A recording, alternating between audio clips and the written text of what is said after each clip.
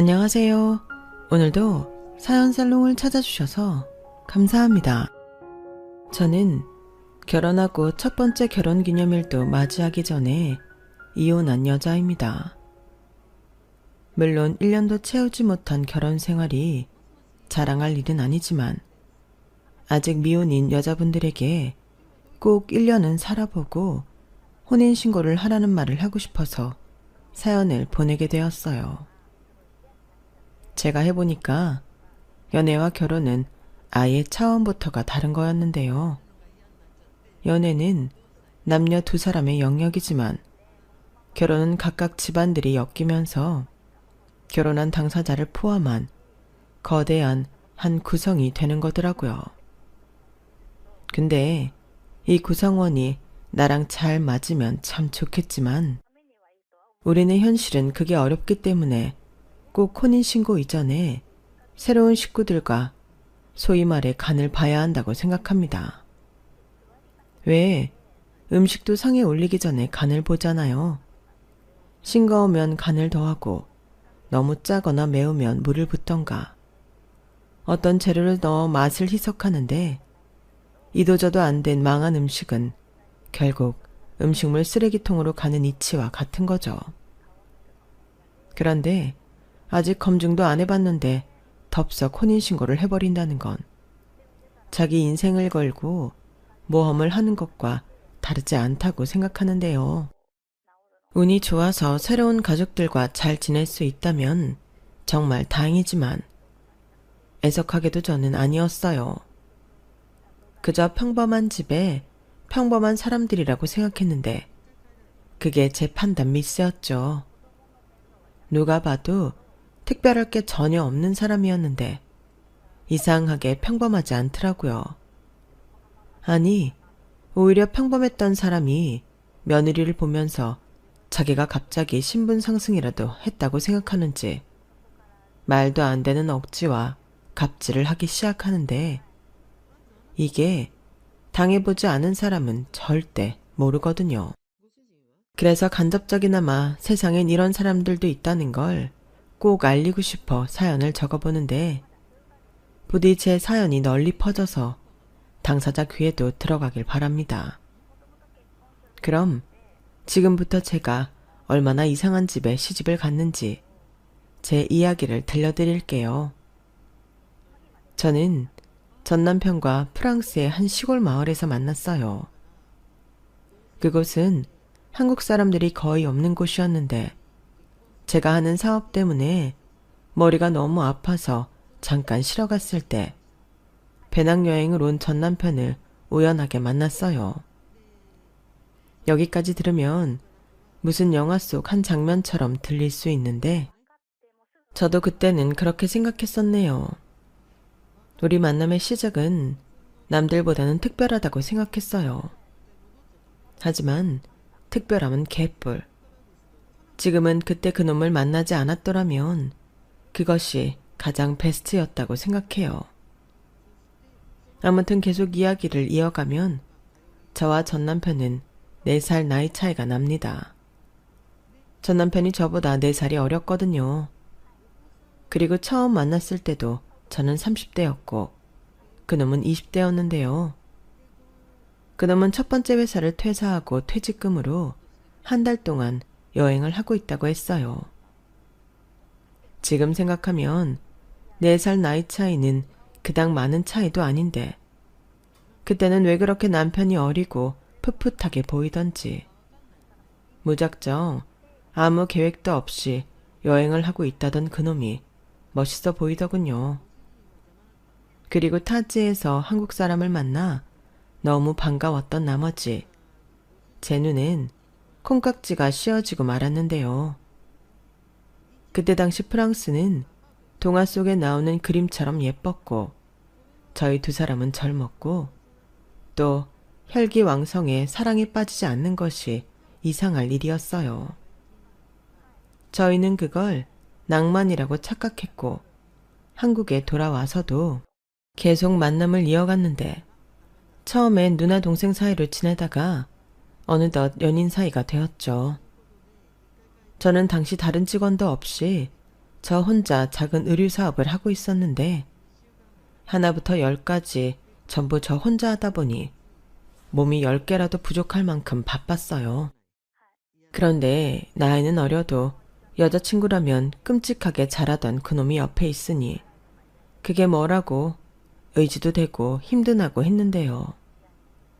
제가 워낙 일욕심이 많아서 데이트할 시간도 많이 없었는데 그놈이 제 사무실로 출근하다시피 하면서도 저희는 거의 매일 또 만났어요. 그때는 사소한 것도 다 재미있고 같이 있는 것만으로도 행복했는데 영원히 우리 사이는 변하지 않을 거라고 생각했죠.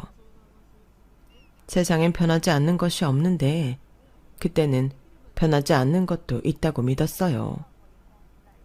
그리고 그때 당시 저희 둘은 영화를 봐도 꼭 멜로 영화를 주로 봤는데 그러면서도 우리도 영화 속 주인공처럼 해피엔딩이 될 거라고 심한 착각에 빠졌죠. 참 희한했던 게 저도 그놈도 멜로 영화를 좋아하는 사람이 아니었거든요. 그런데 오랜만에 눈을 번쩍 뜬 연애세포 때문인지 그때는 멜로 영화가 제일 재미있었어요. 심지어 영화 속 남자 주인공보다 그 사람이 더 멋있었다고 생각했던 저였으니 당시 제 상태가 짐작이 되실 거라 생각합니다. 네, 저는 당시 눈이 삐었고 제정신이 아니었어요. 하지만 그걸 자각하지 못했고 마치 첫사랑을 다시 하는 사람처럼 그 사람한테 푹 빠졌는데요.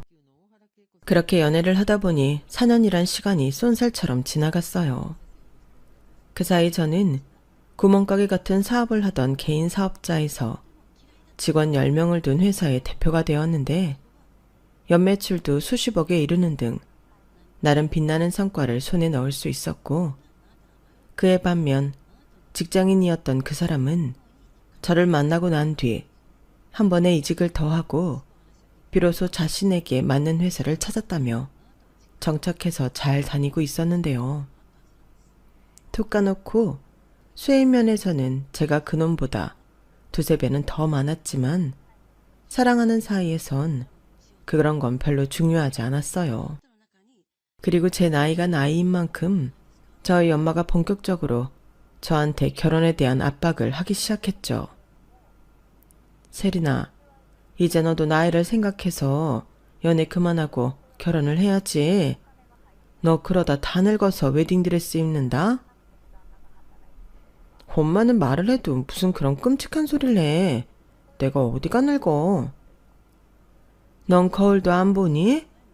네 남자친구를 생각해봐. 주변에 어린 여자들이 얼마나 많겠어. 괜히 씌어져 있던 콩깍지에 벗겨지기 전에 얼른 결혼해. 내가 네 회사 최초 투자자인 거 까먹지 않았지? 그럼 내가 원하는 건 들어줘야지. 엄마 진짜 치사하다. 그리고 공과 사는 좀 구별해야 하는 거 아니야? 회사에 투자한 걸 가지고 개인적으로 이러면 안 되는 거지. 그리고 나 엄마가 투자한 돈 다 갚았잖아. 갚았어도 내가 투자한 사실은 변하지 않지. 그리고 말은 바로 하자. 나는 니네 회사에 투자한 게 아니고 너한테 투자했어. 그러니까 너는 내가 요구하면 다 들어줄 의무가 있다고. 아니, 내가 언제 결혼하기 싫대? 근데 엄마도 생각을 좀 해봐. 결혼이라는 게 나 혼자 해? 그렇다고 나이도 많은데 내가 자존심도 없이 결혼해달라고 영찬이한테 매달려? 으이구, 그러니까 그것도 기술이지. 상대가 먼저 결혼하자는 말이 나올 수 있게 네가 좀 잘해봐야 하는 거 아니야? 아무튼 너 한 살이라도 더 먹기 전에 식 올릴 수 있게 해. 이런 식으로 저희 엄마가 저만 보면 빨리 시집을 가라고 잔소리를 하기 시작했는데요. 사실 제 사업은 저희 엄마가 초기 자본을 지원해 주셔서 시작할 수 있었기에 어찌 보면 저한테 저희 엄마는 거스를 수 없는 대주주 같은 위치였어요. 그리고 저도 연애를 4년 넘게 했기에 그놈이랑 슬슬 결혼하고 싶다는 생각을 하고 있었는데 저희 엄마가 전 남편이었던 그놈을 참 예뻐라 해서 저도 그 점이 좋았어요.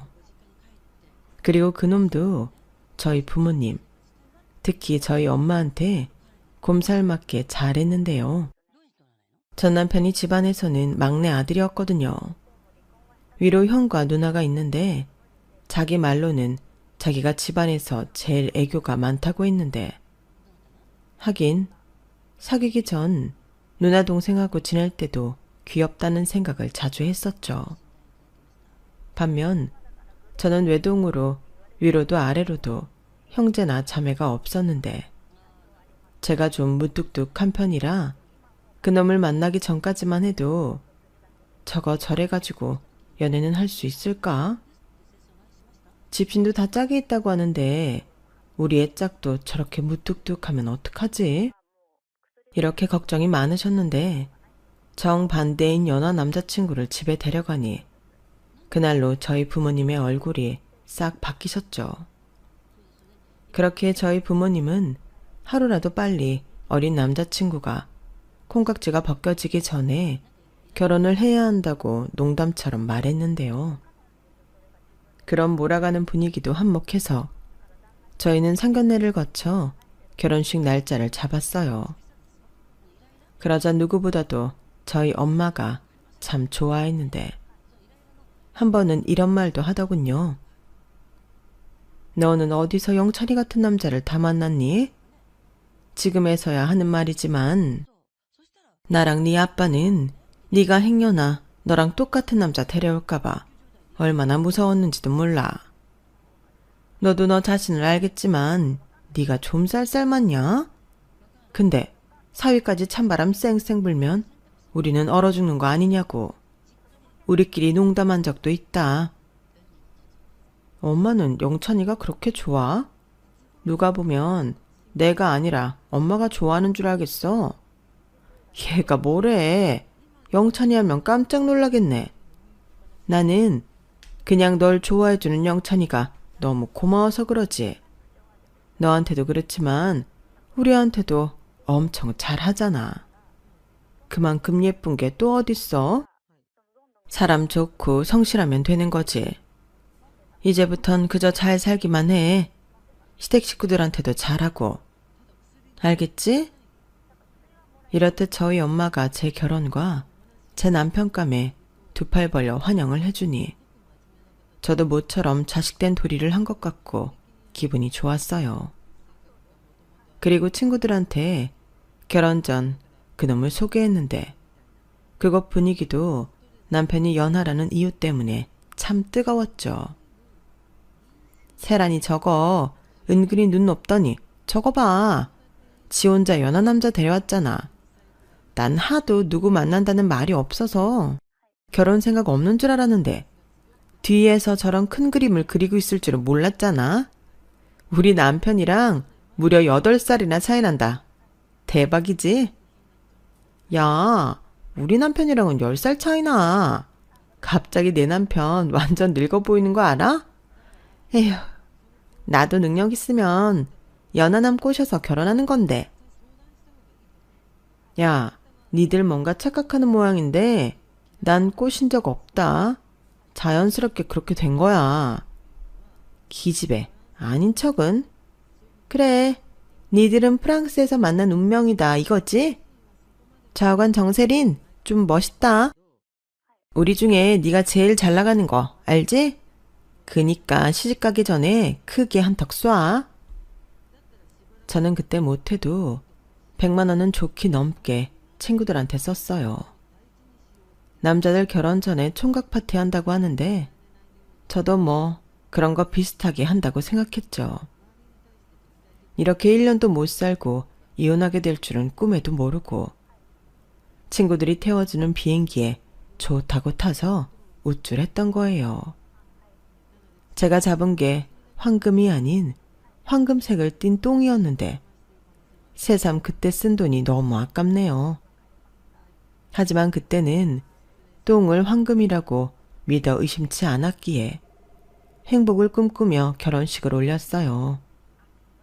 그러면서 제가 그때 부동산 투자 차원으로 매매한 아파트가 있었는데 마침 세입자도 집을 사서 나간다고 하고 위치며 평수며 신혼집으로 거기만한 곳이 없어서 제 아파트에 신혼을 시작했는데요. 그때는 그놈이 돈을 그다지 많이 모아놓지 못했기 때문에 아무래도 시작은 제가 80% 넘게 준비했어요. 그뿐만이 아니었죠. 시댁은 시아버님이 작은 공장을 하는 평범한 집이었는데 시아버님 공장에 일이 없어서 경제적으로 많이 어려웠거든요. 그래서 좋은 게 좋은 거라고 저희 회사 직영 공장으로 시아버님과 손을 잡았고 그 뒤 밤낮 없이 공장이 풀가동되었는데 그때 시댁 형편도 많이 좋아졌어요. 그래서 시어머니가 저를 참 예뻐해 주셨는데요. 네가 우리 집 복덩이다. 네가 우리 집에 시집 온 이후로 모든 게 다 좋아졌어. 너무 고맙다. 고마워. 내가 평생 너한테 잘할게. 저는 저때까지만 해도 제가 운이 좋다고 생각했어요. 시댁에서 이런 대접을 받고 편히 지내는 며느리도 없을 거라고 자부했는데 그것도 얼마 가지 않더군요.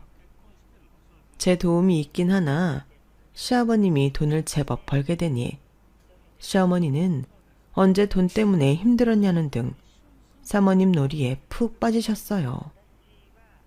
그리고 그토록 저를 예뻐해 주시더니 이젠 자긴 바쁜 며느리보다는 자기 아들에게 잘하고 시댁에 잘하는 며느리가 좋다고 태도를 바꾸셨는데요. 그러면서 잘하지도 못하는 음식을 자꾸 만들어 시댁에 와서 밥을 먹으라고 하셨어요. 원래 가족이라는 게 자주 보지 않으면 아무런 의미가 없는 거다. 오죽하면 한솥밥 먹는 가족이라는 말이 있겠니? 괜히 바쁜 척하지 말고 주말엔 시댁에 와서 시부모님한테 효도도 하고 도리도 해. 며느리는 원래 그렇게 하는 거다. 내가 너 많이 예뻐하는 거 알지? 네가 예뻐서 이러는 거야. 저는 시어머니의 말에 동의할 수 없었어요. 제가 그렇게 예쁘면 제 편의를 봐주셔야 하는 거잖아요. 그런데 시어머니는 제가 바쁜 건 안중에 없는지 제가 피곤해서 오늘은 좀 쉬고 싶다고 하면 서운하다고 하시면서 사람을 들들 볶으시는데 음식이라도 잘 하시면 그 음식 먹으러 간다고 치지만 저희 시어머니 음식 솜씨는 정말 최악 중에 최악이었어요. 저희 시댁 식구들은 시어머니만 빼고 다들 말랐거든요. 그리고 마른 몸이 증명하듯 맛있는 음식을 먹는 즐거움을 모르는 사람들이었는데요. 시어머니만 풍채가 좋으셨어요. 저희 시어머니는 음식 솜씨라고는 1도 없는 미식가셨거든요. 혀는 맛있는 걸 기가 막히게 잘 찾지만 손은 그런 혀를 따라가지 못했으니 남편도 자기 엄마가 만들어준 음식은 먹기 싫다고 할 정도였어요. 건강에 나쁠지언정 자기는 그냥 라면이 좋다고 했는데요. 우리 엄마는 설명서대로만 끓이면 맛있다는 라면도 못 끓여. 참 희한한 게 우리 엄마 손만 거쳤다 하면 그 음식은 소생 불가능했는데 문제는 우리 엄마가 그걸 내려놓지 못한다는 거야. 그리고 끊임없이 음식을 만들고 식구들한테 먹이는데 나는 자기랑 결혼하기 전까지 미각을 잃은 줄 알았다니까.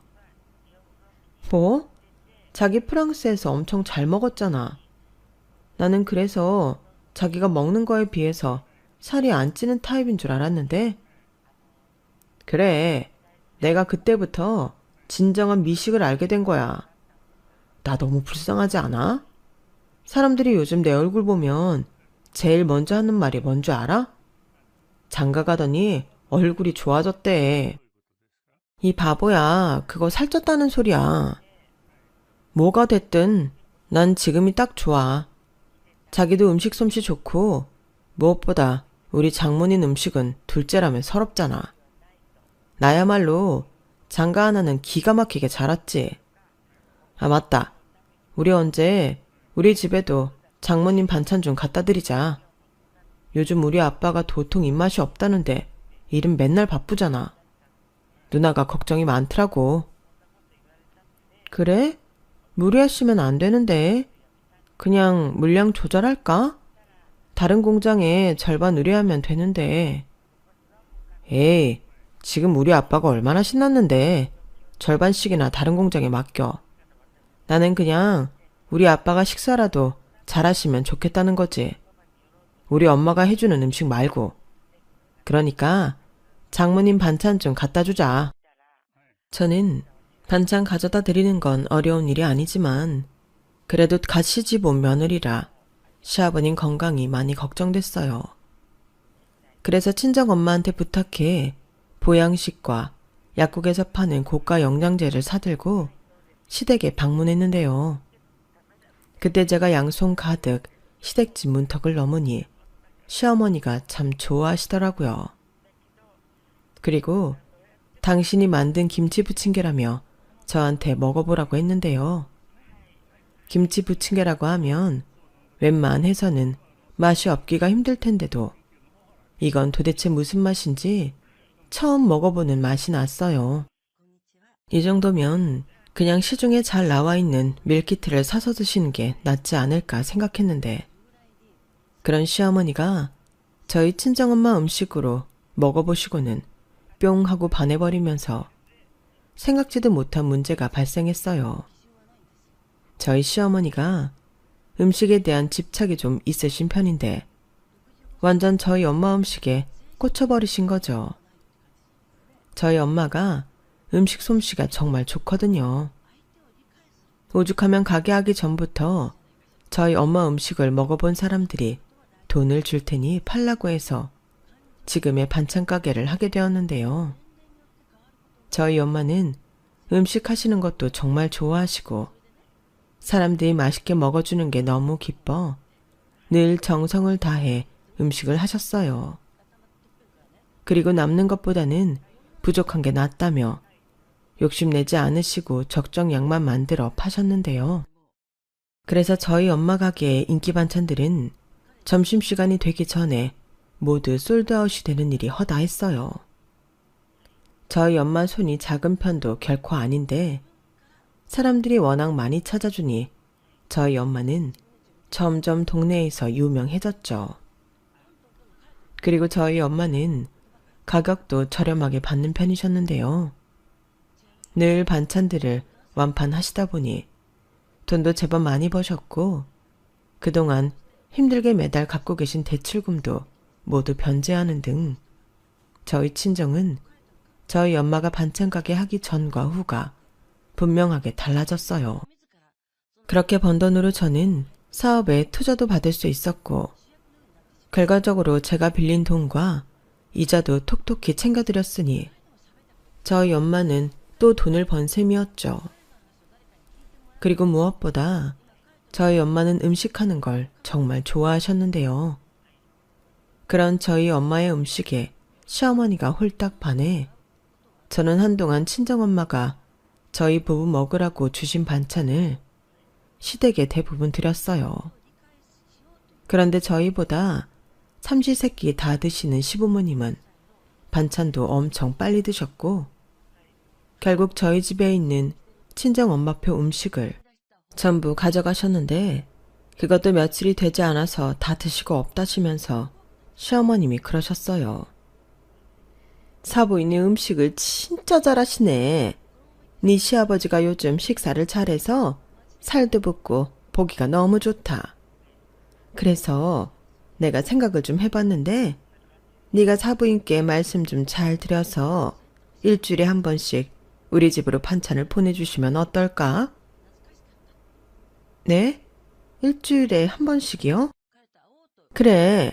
이왕이면 반찬 겹치지 않게 해서 종류별이랑 그때그때 제철 음식 같은 것도 해주시면 너무 좋을 것 같아. 아, 그럼 엄마한테 말씀드려 볼게요. 그럼 계산은 어떻게 하실 거예요? 일주일에 한 번? 아니면 한 달에 한 번?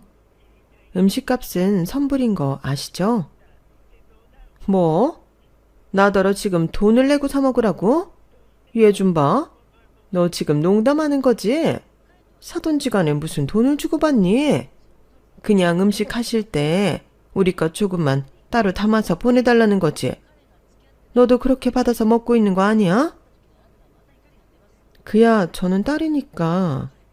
그리고 저는 그렇게 자주 엄마한테 음식 받지도 않아요. 딸이랑 사돈이랑 뭐가 다르니? 가족은 가족인데. 그리고 니들은 나가서 일하니까. 밖에서 먹는 날도 많아 그렇다지만 우린 아니잖아. 그럼 나는 그런 줄 알고 있으마. 아, 지난번 꼬막무침 너무 맛있던데. 그것도 꼭 좀 말해서 많이 주시라 그래. 시어머니는 저희 엄마 반찬을 공짜로 드실 생각에 잔뜩 신이 나서 제 표정이 일그러진 것도 보지 못하시고 시댁으로 돌아가셨어요. 그래서 저는 남편한테 얘기하고 공짜로 음식은 절대 안 된다고 자기가 좋게 말씀드리라고 했는데요. 여태까지 항상 제 말이라면 잘 들어주고 저희 부모님을 진심으로 생각하던 남편의 반응은 제가 생각한 것과 달랐어요. 자기야, 반찬 그거 좀 보내주시는 게 그렇게 돈까지 받을 만큼의 일일까? 뭐? 그렇잖아. 일부러 만드시는 것도 아니고 장모님은 음식 만드는 게 일이시고 우리도 가끔 얻어먹는데 우리 부모님도 그냥 조금 얻어먹을 수도 있는 거잖아. 아마 장모님도 돈은 안 받겠다고 하실걸? 장모님한테 여쭤봤어? 아니, 우리 엄마가 그렇게 생각한다고 해도 나는 가끔도 아니고 일주일에 한 번씩 정기적으로 음식 받으면서 공짜는 아니라고 생각해. 물론 우리 엄마가 반찬 가게를 하지만 그거야 돈 벌려고 하는 거지. 자선 사업을 하는 게 아니잖아. 왜 또 말을 그런 식으로 해? 그냥 좋은 게 좋다는 거지. 알겠어. 그럼 내가 낼게. 그럼 되는 거잖아. 아니, 뭐가 됐는데? 정작 반찬 드시는 분은 돈 낼 생각이 없는데 왜 그걸 자기가 해? 그리고 자기 돈이 자기 혼자 돈이야? 그럼 어쩌라고. 자기는 꼭 우리 엄마한테서 돈을 받아야겠어? 그래야 속이 시원해? 막말로 이제는 경제적으로 많이 어렵지도 않으시면서 당연히 반찬 가게 하시는 거 알면 먼저 돈 내고 사드신다고 해야 하는 게 맞는 거 아니야? 나는 그것부터가 기분이 나빠. 그거나 저거나지. 돈에 이름 쓰는 것도 아닌데. 장모님은 돈 받고 우리 엄마는 장모님이 해주신 반찬 받으면 되는 거잖아. 나는 자기가 좀 이상하다. 자기도 뭐 시어머니라 그래? 저는 남편의 말에 기분이 확 상해버렸어요. 저는 아 다르고 어 다르고 생각해서 이건 경우가 없는 거라고 생각하는데 남편은 대수롭지 않게 생각하며 자기 엄마가 시어머니라 제가 고깝게 듣는 거라고 오히려 서운해 하더군요. 저는 그러거나 말거나 시어머니가 돈을 내고 주문해서 드시는 거면 몰라도 저희 엄마 힘들게 그것도 일주일마다 정기적으로 음식을 해다 바치는 꼴은 보고 싶지 않았어요. 그래서 친정엄마한테 일부러 말도 하지 않고 그냥 넘겨버렸는데요. 중간에서 저희 엄마 음식 맛을 본 시어머니만 안달이 났죠. 그리고 저한테 또다시 전화를 하셔서는 저희 엄마더러 반찬 좀 종류별로 보내라고 시키라고 하셨는데 그때 제가 말했어요. 드시고 싶으시면 선불로 돈을 내시라고요. 그러자 시어머니도 뭐? 그깟 반찬 좀 얻어먹는데 돈까지 내라고? 너는 무슨 애가 그렇게 야박하냐?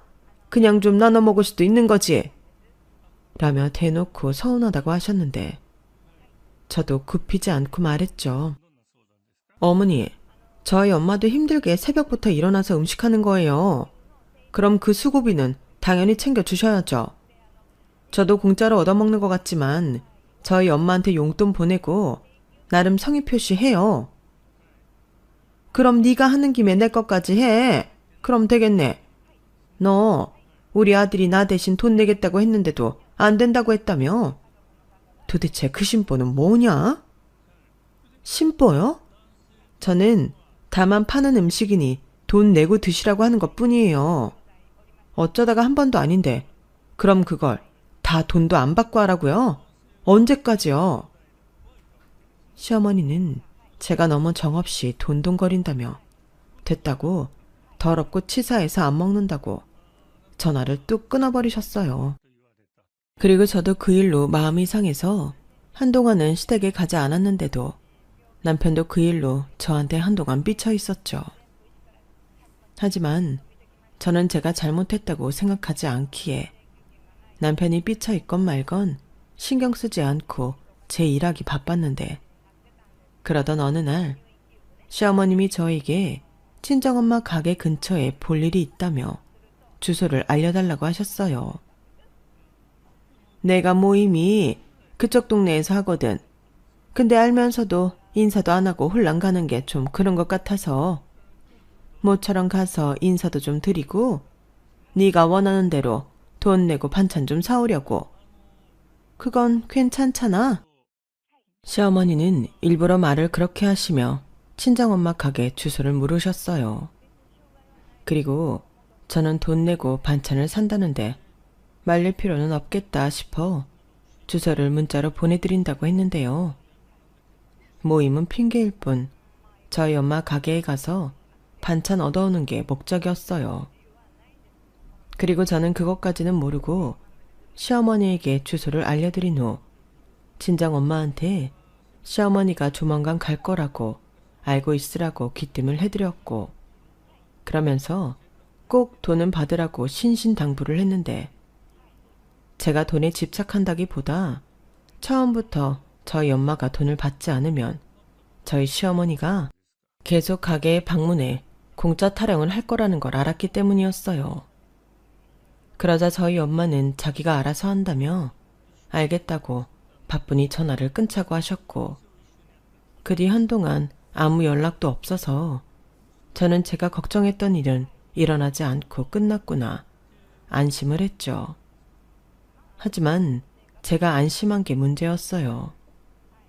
한참 시간이 지나고 친정아빠가 생신이셔서 친정에 갔다가 시어머님 반찬 이야기가 나왔는데 글쎄 저희 엄마가 시어머니한테 돈을 받지 않고 시댁에 반찬을 보내고 있더라고요. 저는 그 사실에 완전 기함을 했어요. 엄마는 왜 그걸 돈도 안 받고 해? 뭘 그까짓 걸 가지고 돈을 받냐? 그냥 내가 한 음식이 맛있다고 하시니 기쁜 마음으로 하는 거지. 그리고 그 덕에 그 양반이 너 예쁘게 봐주면 서로 좋은 거잖아. 엄마, 나 어차피 그 집에서 예쁜 며느리야. 막말로 나 아니었으면 그 집이 지금 그렇게 살 수 있었을 것 같아? 그래도 그게 아니지. 그냥 이건 엄마가 알아서 할 테니까 너는 나서지 마. 원래 음식 가지고는 사람 서운하게 하는 거 아니야. 몰라 진짜. 내가 엄마 때문에 못 살아. 내가 그 일로 시어머니랑 싸우고 남편이랑도 싸우고 그 난리를 쳤는데 그니까 왜 엄마한테 그냥 말하면 될 일을 뭐하러 그랬어? 저는 친정엄마 말에 속이 상했어요. 뭐하러 그랬긴. 저도 제 엄마 힘든 거 싫어서 그런 건데 정작 그 마음을 엄마가 몰라주니 뿔이 났죠. 그리고 옆에서 저희 아빠는 그냥 네 엄마 성격이 저런 걸 어쩌냐? 그냥 너도 이해하고 엄마한테 맡겨. 아빠도 옆에서 그러지 말라고 많이 말렸어. 그런데 소용없는 걸 어쩌냐? 라며 저더러 이 일은 그냥 넘기자고 하셨는데 저는 그럴 수가 없더라고요. 아니, 시어머니가 너무 얄미웠어요. 결국엔 당신이 저희 엄마 가게에 가셔서 공짜로 음식을 보내달라고 말씀하신 거잖아요. 그래서 어찌된 일인지는 알아야 할 것 같아 시어머님께 전화를 드렸는데요. 난 분명 돈 드린다고 했어. 네가 중간에서 난리칠 것 같으니 사람 우습게 만들지 마시고 돈 다 받으라고 했는데 니네 엄마가 극구 안 받겠다고 했다. 이건 뭐 어느 장단에 춤을 추라는 건지. 그래도 당사자가 됐다고 하니 뭐 어쩌니. 그냥 감사하다고 하고 맛있게 먹고 있다. 어머니도 참, 꼭 그렇게 저희 엄마 반찬을 드셔야겠어요. 아무리 입에 맞으셔도 저희 엄마가 파출부도 아닌데 일주일에 한 번씩이나 음식을 보내라고 하시는 건 아니죠. 누이 좋고 매부 좋고 우리끼리는 아무 문제 없는데 네가 거기에 왜 나서니? 내가 알아서 하마. 내가 고마우면 성의 표시하고 그럼 되는 거지. 꼭 사돈지간끼리 계산기 딱딱 두드려야 되겠니? 얘는 사업을 하는 애라 그런가? 왜 이렇게 사람을 피곤하게 해? 너, 내가 우습냐? 시어머니는 그렇게 저에게 더 이상은 반찬값 얘기로 자기 기분 상하게 하지 말라며 호통을 치셨어요. 그리고 자기가 알아서 한다며 저더러 신경 끄라고 하셨는데 꼭 자기가 저희 엄마를 부리는 사람처럼 말씀을 하시니 저는 기분이 너무 나빴죠. 하지만 당사자인 저희 엄마가 오케이 한 일이라 더는 나설 수 없었어요. 그저 당신이 알아서 성의 표시한다는 시어머니의 그 말을 믿을 수밖에 없었죠. 그러다 무리를 했는지 저희 친정엄마가 칼을 쓸 수조차 없을 정도로 손목이 아프다고 하셨고 결국 병원에 가서 검사를 받고 손목 터널 증후군 진단을 받으셨는데요. 상태가 너무 심해서 수술까지 받아야 한다고 하더군요. 저는 그렇게 고집을 부리더니 무리를 해서 몸까지 상하게 하냐고 속이 상해서 친정엄마한테 짜증을 부렸는데 정작 저희 엄마는 저희 시댁에 음식을 못 해줄까 그것만 걱정하고 있더라고요. 엄마, 지금 누가 누굴 걱정해? 엄마 손목이 그 모양인데 엄마는 우리 시댁에 반찬 못 보낼까봐 그게 걱정이야? 아니 그냥 그 양반들도 내 음식 먹다가 못 먹으면 좀 그러니까. 별 걱정을 다 해. 엄마는 그냥 엄마 몸이나 잘 챙겨. 이참에 그냥 가게도 정리하든가. 처음엔 무리하지 않는다고 하더니 요즘 왜 그래? 엄마 갑자기 돈 욕심 생겼어? 저는 그때 엄마 속도 모르고 그딴 소리나 했어요. 그러자 저희 아빠가 저한테 그만하라는 눈짓을 보냈고 옆에서 가만히 있던 남편도 기분이 상한 듯 아무 말도 하지 않았는데 나중에 아빠가 슬쩍 저만 불러 이렇게 말씀하시더군요. 너 엄마한테 너무 뭐라고 하지 마. 엄마 손목 저렇게 된 거에는 나름 이유가 있어. 이유? 무슨 이유가 있어서 자기 몸까지 상하게 만드는데. 니네 시어머니가 처음엔 아무 소리 안 하더니 나중엔 이것저것 요구하는 게 많아졌어. 양도 그렇고 이건 뭐 새벽 내내 니네 시댁에 보낼 음식만 만들고 있는 거지. 거기에 손 많이 가는 건 또 어찌나 찾으시는지. 내가 돈도 안 받는데 그렇게까지 해야 하냐고 한 소리를 해도 니네 엄마가 언제 내 말 듣던? 이게 다 너한테 좋은 거라고 하고 참다가 날이 났다. 뭐야? 결국 그런 거였어? 그래. 근데 너도 그냥 아무 소리 하지 말고 가만히 있어. 누굴 탓해? 네 엄마가 선택한 건데. 괜히 정서방 눈치 보이게 그러지 말고 네가 좋게 말해서 엄마 손목이 저렇게 돼서 그러니 당분간 음식은 못 보낸다고 해라. 그리고 겸사겸사 네 엄마 가게도 정리하게 할 거야. 괜히 여기서 더 일했다가 더 큰일 나지. 내가 정말 우리 엄마 때문에 못 살아. 내가 이럴 줄 알고 애당초 돈을 받든가 아니면 딱 잘라서 거절해야 한다고 한 건데. 저는 친정아빠 말에 속이 뒤집어졌어요.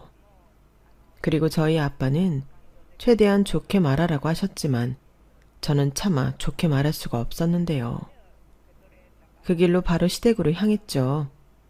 그러자 남편도 제가 무슨 사고를 칠까 전전긍긍하며 따라왔는데 저희 부부가 연락도 없이 갑자기 집에 오니 시어머니가 토끼 눈을 뜨시며 놀라셨어요. 그리고 시댁에는 시끌시끌 많은 사람들이 모여 식사를 하고 계셨는데요. 아니, 니들이 연락도 없이 여기 무슨 일이냐? 오늘 우리 집에서 개모임 해. 니들 급한 거 아니면 나중에 와. 개모임이요? 집에서요? 그래, 내가 모처럼 음식 대접한다고 사람들 불렀다. 밖에 나가서 먹으면 비싸기만 하고 영양가 하나도 없는데 집에 있는 걸로 먹기로 했어.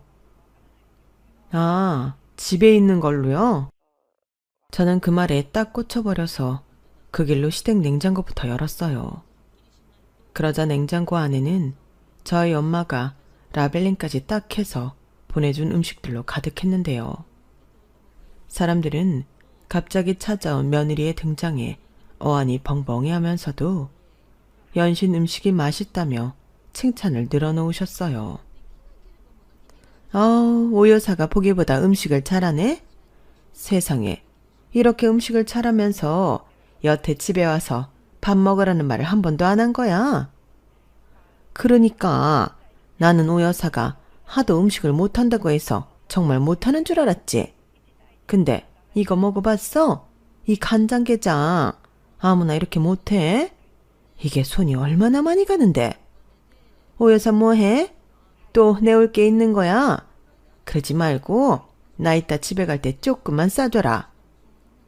아우, 그냥 대충 우리 먹은 거 준 거야. 내가 갈 때 조금씩 싸줄 테니까 걱정하지 말고 먹어. 저는 간장게장이라는 말에 냉장고 구석구석을 살폈어요. 그리고 냉장고에서 저희 엄마표 간장게장을 발견했는데 음식이 얼마나 많은지 거짓말 조금 보태서 저희 엄마 가게만큼 음식이 있는 것 같더군요. 그리고 그 많은 음식으로 손님까지 접대하는 모습에 저는 그만 이성의 끈이 끊기고 말았고 시어머니의 체면 따위는 안중에 없어서 바로 이렇게 말했어요. 어머니도 참 염치가 없네요. 지금 저희 엄마가 만든 음식으로 혼자 생색내시고 계셨어요? 저희 엄마 손목 나가서 수술하셔야 된대요. 뭐? 사돈이 수술을 하신다고? 근데 왜 여기서 열을 내냐? 그게 나 때문이라는 거야? 그리고 너는 여기 온 손님들 안 보여? 꼭 지금 난리를 쳐야겠니? 네, 저는 지금 해야겠어요. 저희 엄마, 어머님이 요구하는 음식들 만드시다가 손목 망가지신 거예요. 어머, 얘 웃기는 애네. 그게 왜 내 탓이야? 니네 엄마 업이 그런 걸. 그리고 너 좋게 말할 때 여기서 그만해라. 난 이 시어머니야. 어디서 이게 위아래도 모르고? 아, 그래요? 그래서 그렇게 저희 엄마한테 갑질을 하셨어요? 시어머님은 뭐 서열이 높은 건가요? 저는 저 사람들한테도 지금 먹고 있는 음식을 누가 만들었는지 분명히 해야 한다고 생각해요. 저기요, 제발 좀 들어주세요. 지금 드시는 음식은요? 야, 너 정말 가만히 있지 못하겠어? 네, 가만히 있지 못하겠어요.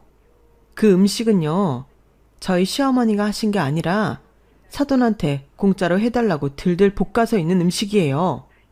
그것 때문에 저희 엄마는 하시던 가게도 접고 수술까지 받게 되었는데 어떻게 입에들 맞으세요? 저는 그 사람들 다 들으라고 소리소리를 질렀어요.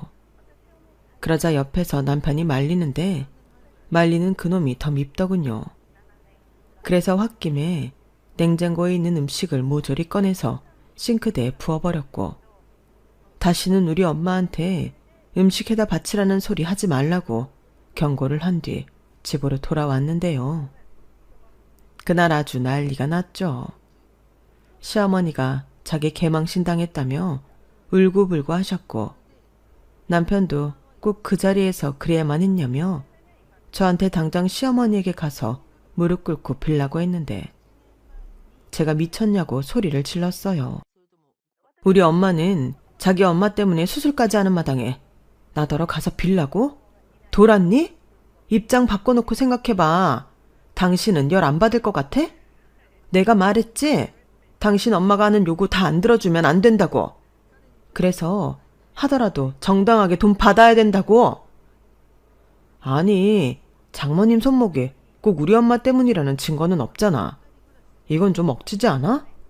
나도 장모님 손목 그렇게 된 건 너무 유감이지만 자기 도가 좀 지나쳐. 지나치다고?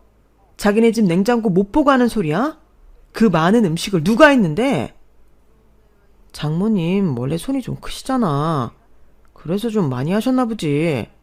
그러게 적당히 좀 하시지. 너 죽을래? 저는 남편의 무책임한 말에 또다시 속에서 우라가 치밀었어요. 저런 걸 남편이라고 옆에 두고 살았다는 게 너무 싫더라고요. 그래서 저는 절대 빌지 않을 거니 그런 줄 알고 그게 싫으면 이혼하자고 당당하게 요구했는데 그냥 하는 소리가 아니라 진심이었죠. 그러자 남편은 결혼한 지 얼마나 됐다고 이혼 소리를 하냐며 다시 목소리를 키웠는데 그날의 감정 싸움은 끝이 나지 않고 길게 이어졌어요. 아직 신혼이던 시기였는데 저도 저대로 남편이 제 편이 아닌 자기 부모 편을 드니 섭섭한 마음이 컸어요. 그렇게 온탕과 냉탕을 오가며 남편과는 보름 넘게 싸움을 했고 둘 다 팽팽한 평행선을 달렸는데 그러다 그놈이 자기 집에 제가 이혼까지 요구하고 있다며 쪼르르 일러 바치면서 문제는 더욱 심해졌어요. 나다. 네가 우리 금쪽 같은 막내 아들한테 이혼 어쩌고 하면서 협박을 했다고? 협박이요? 제가요? 저는 그런 적 없어요. 어머니 아들이 저더러 어머니한테 용서 빌라고 해서 싫다고 했고 계속 강요하면 이혼하겠다고 한 거예요. 그리고 솔직히 사과는 어머님이 저희 엄마한테 하셔야죠. 저희 엄마한테 이거 해달라 저거 해달라 양도 많이 해달라고 하셨다면서요. 그리고 분명 전에는 저한테 알아서 성의 표시 하신다고 하셨는데 도대체 그 성의 표시는 어떤 거였어요? 그야 나는 분명 택배 받을 때마다 전화해서 고맙다고 수고하셨다고 했어. 그러니까 말로 때우신 게 다인 거죠. 그리고 고맙다 수고했다 그런 소리는 정말 아랫사람한테 하는 거 아닌가요? 저희 엄마가 아랫사람이에요? 야, 그럼 내가 니네 엄마 아랫사람이니? 그깟 음식 좀 받아먹는데 나더러 굽실거리라는 거야? 야, 나 이래봬도 사장 3호야. 알죠? 그리고 어머니야말로 그 망해가는 공장 누가 살렸는지는 잊어버리신 것 같네요. 아니, 사모님이 그깟 반찬값이 아까워서 공짜 찾으세요?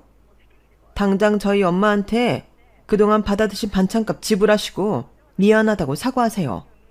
안 그럼 저 정말 이혼할 거예요. 뭐야?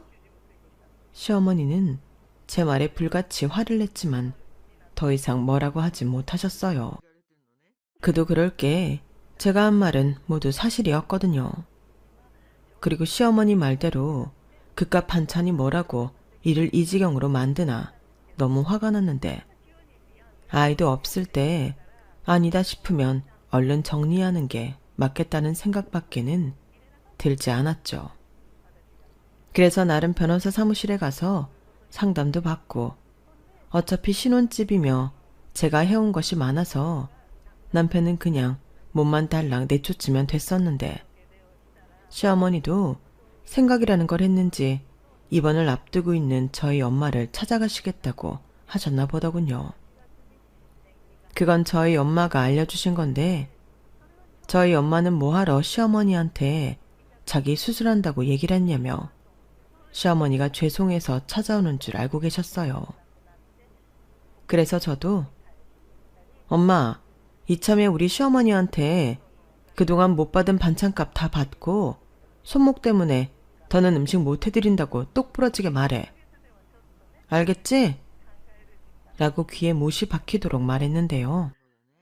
그럼에도 시어머니 성격을 모르는 게 아니니 마음이 놓이지 않았어요. 그래서 일도 손에 안 잡히고 해서 친정으로 향했는데요. 마침 시어머니가 도착을 하셨는지 현관문에 낯익은 신발이 보이더군요. 그래서 저는 시어머니가 어떻게 사과하시나 보려고 일부러 인기척도 내지 않고 조심히 집 안으로 들어갔는데 저는 들어가자마자 경악을 하고 말았죠. 글쎄 시어머니라는 여자가 저희 엄마한테 1,000원짜리 한 장을 던지고 화를 내고 있었거든요. 아니, 내가 돈 준다고 했을 땐 받지도 않아 놓고 왜 자기 딸한테는 돈도 못 받았다는 듯 말해요? 알아서 대충 얘기해 줄 수 있는 거잖아요. 혹시 일부러 그런 거예요? 나한테 반찬 주기 싫어서? 정말 그 손목이 나 때문에 아픈 거예요? 쇼하는 거죠? 무슨 음식 하루 이틀 하는 것도 아니면서 수술을 해? 왜? 내가 그러면 앞으로 반찬 보내지 말라고 할까 봐서요? 자, 여기. 그쪽 딸이 환장하는 돈 줬으니까 그쪽 손목이 나가든 말든 제때 맞춰서 우리 집에 반찬 보내요. 나는 이제 사돈이 해주는 반찬 아니면 밥을 못 먹어서.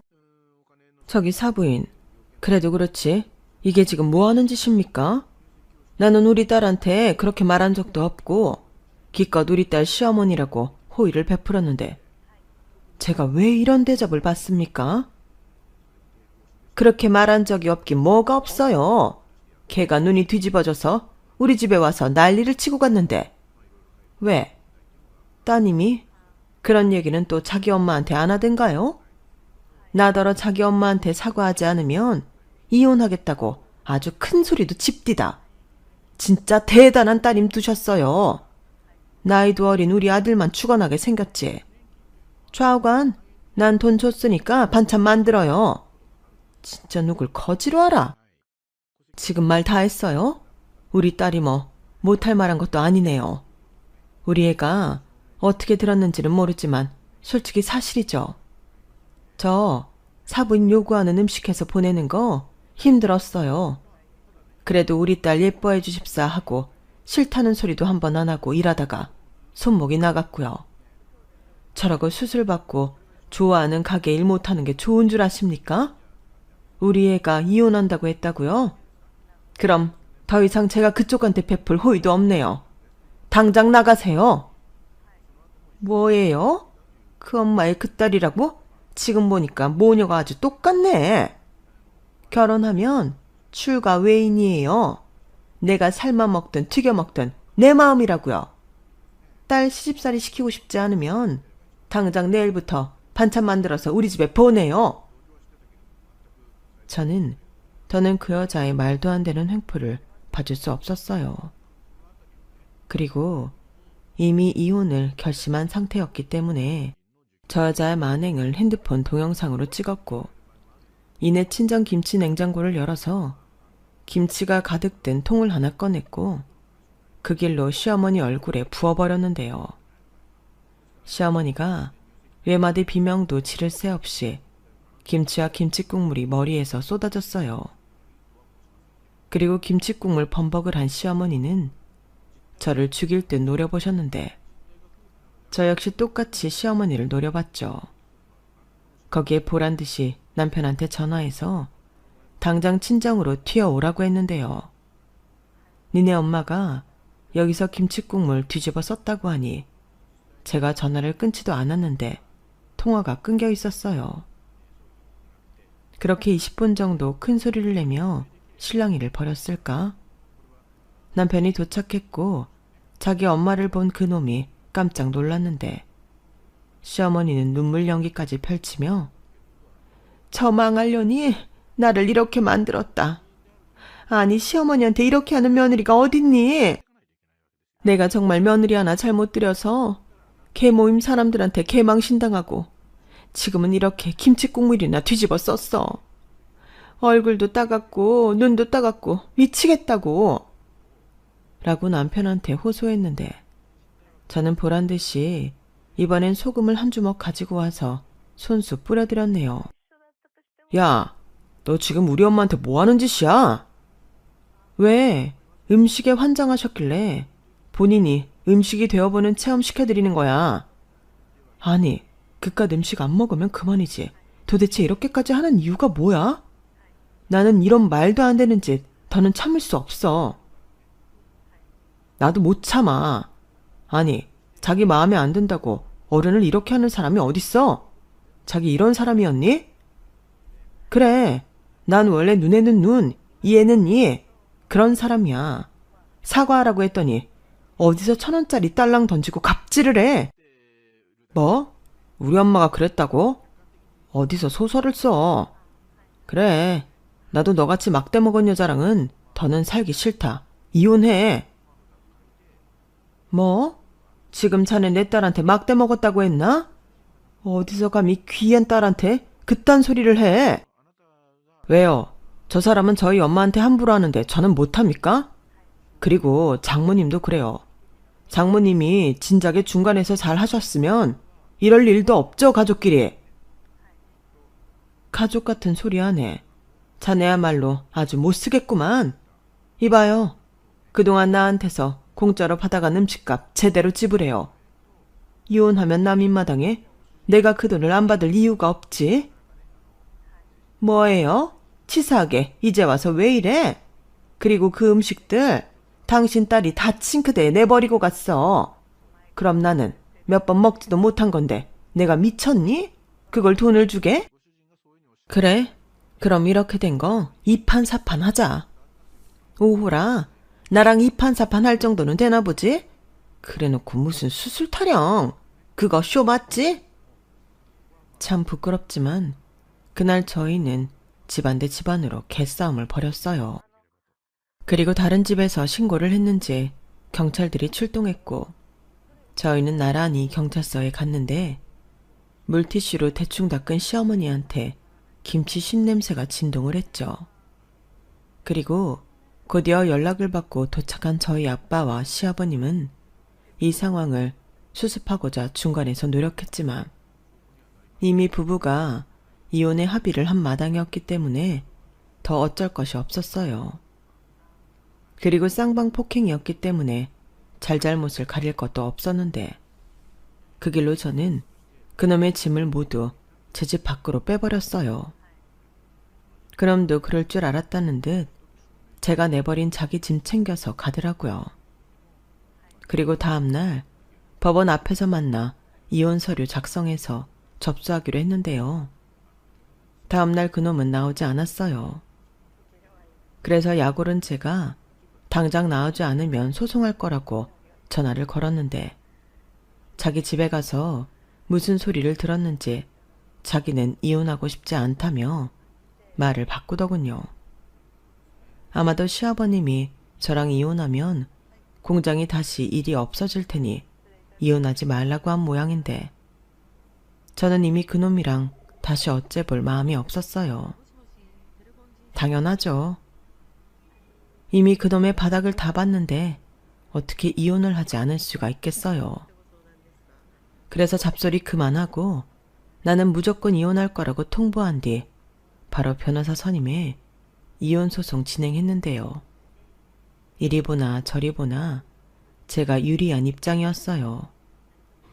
그리고 시아버님 공장에 맡겼던 물량도 전부 빼서 다른 공장에 맡겼는데 그러니 죄송하지만 시아버님만 발을 동동거리게 되셨죠.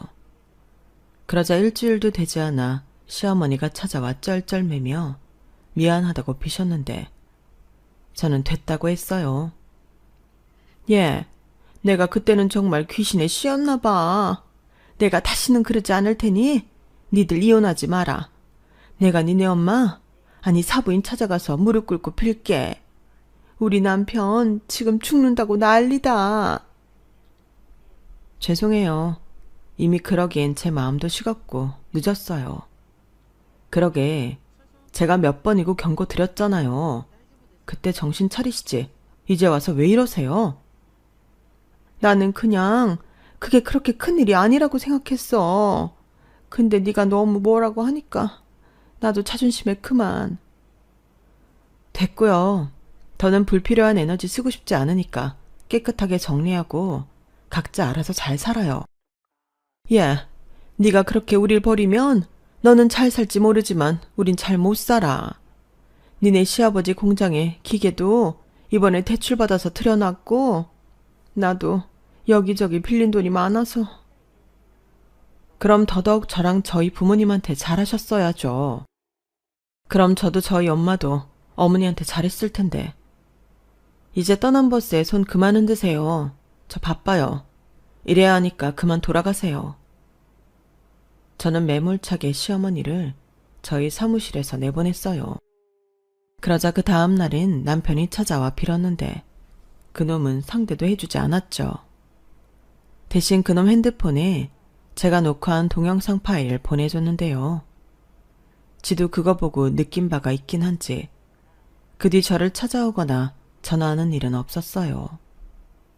그렇게 이혼은 제가 원하는 대로 끝났고 저는 그놈한테 받을 수 있는 모든 비용을 청구했는데 그 돈에는 저희 엄마가 힘들게 해다 바친 반찬값도 들어있었어요.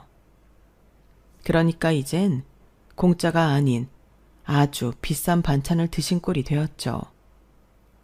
원래 공짜 밥을 먹으면 탈이 나는 건데 시어머니였던 그 아줌마가 부디 그걸 뼈저리게 깨달으셨으면 좋겠어요.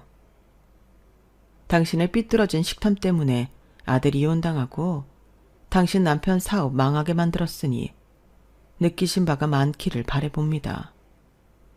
솔직히 다른 이유도 아니고 이런 일로 이혼까지 하게 된 사람은 대한민국에 저밖에 없을 거예요.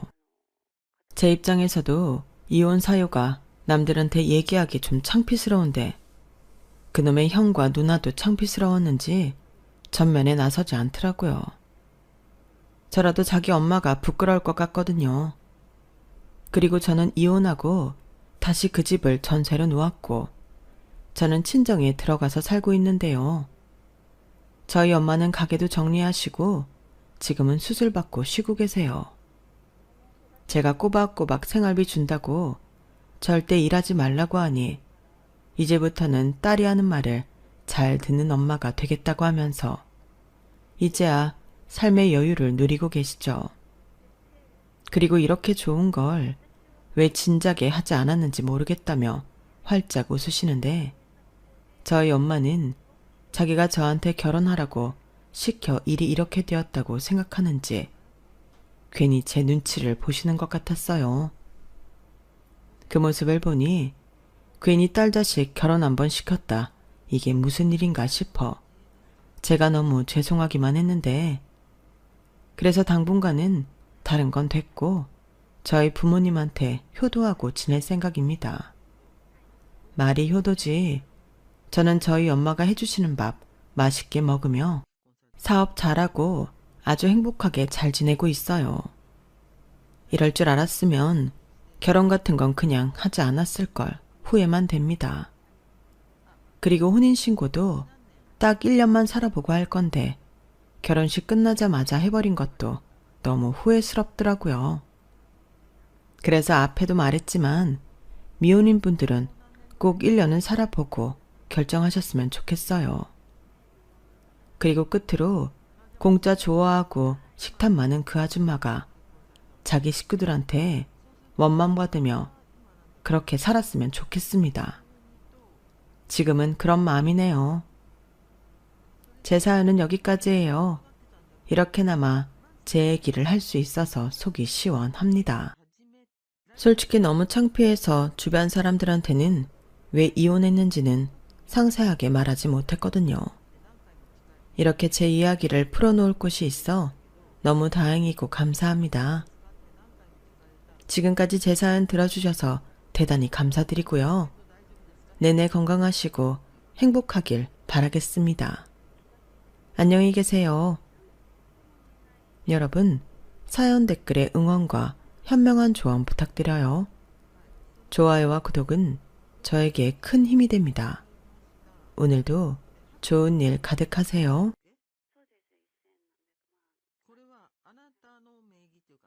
안녕하세요. 오늘도 사연 살롱을 찾아주셔서 감사합니다. 저는 생명과학 연구원으로 일하고 있는 40대 여자입니다. 어쩌다 보니 이쪽에 푹 빠져 머리를 파묻고 공부하기 시작했고 30대 중반까지 석사, 박사 과정을 다 밟고 연구실에 살면서 결혼 정년기를 놓쳤었어요. 그러다 우연히 알게 된 한 남자와 100년 과약을 맺고 둘 다 40살이 되기 전 간당간당하게 겨우 결혼의 꼴이네. 지금은 아직 아이 없이 살고 있는 부부이기도 해요. 제가 하는 연구원 일이 워낙 직관적이고 원인과 결과가 분명하다 보니 보이지 않는 것들은 믿지 않았는데 얼마 전 제게 이 모든 원리를 거스르는 아주 특별하고 신기한 일이 있어서 이렇게 사연을 씁니다. 우선 저희 집안 배경을 먼저 설명드리는 것이 좋을 것 같네요. 저희는 한마디로 예전부터 아주 부자였어요. 수완이 제법 좋았던 외할아버지가 갖고 있던 작은 땅을 시작으로 재산을 크게 불려놓으셨고 모두 물려주고 돌아가셨어요.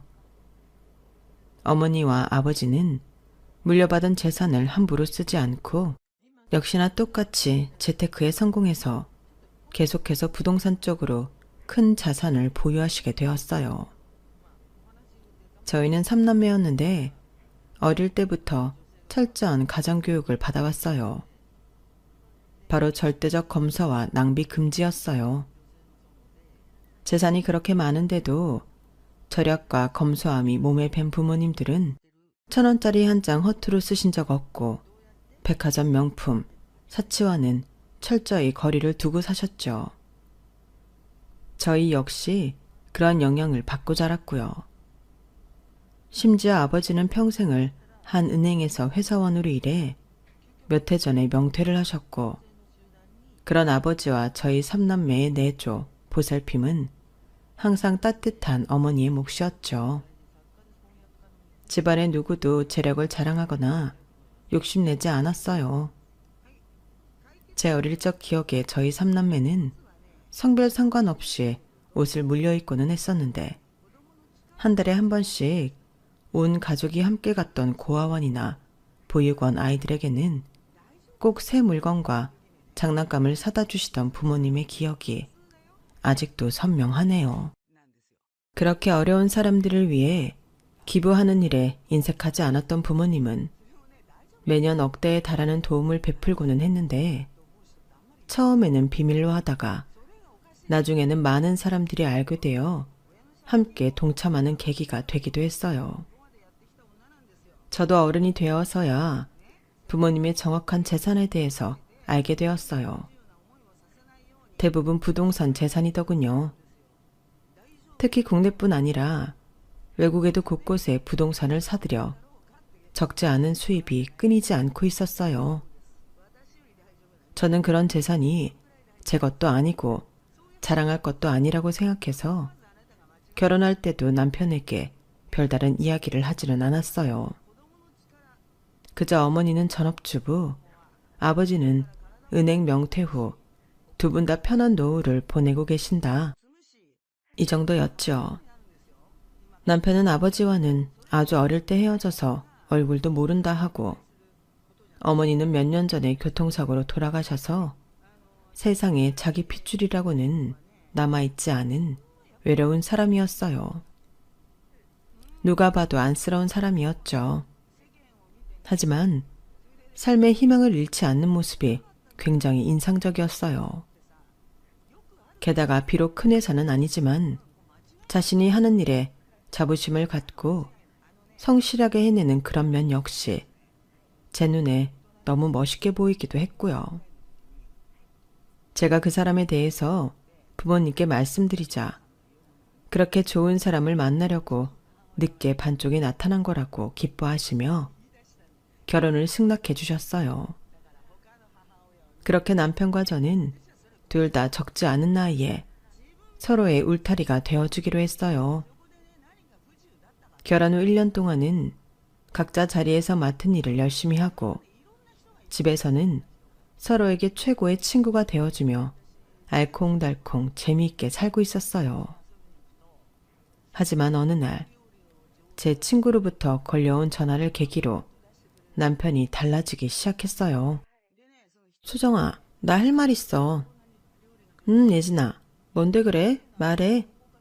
나 잠깐 한국 떠나 있을 것 같아. 한국을? 어디 가게?